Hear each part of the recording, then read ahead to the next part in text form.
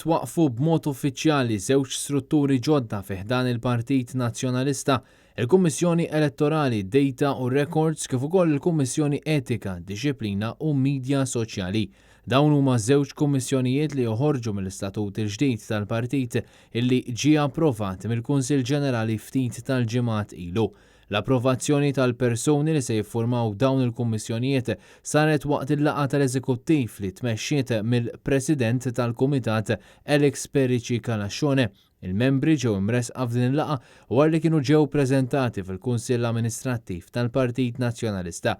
Il-Kummissjoni Elettorali Data u Records se tkun magħmula minn Gejtu Vella bħala Chairperson, Vice Chairperson Ivan Castillo u Marion Portelli, George Cremona u l-Avukat Danica Caruana bħala membri.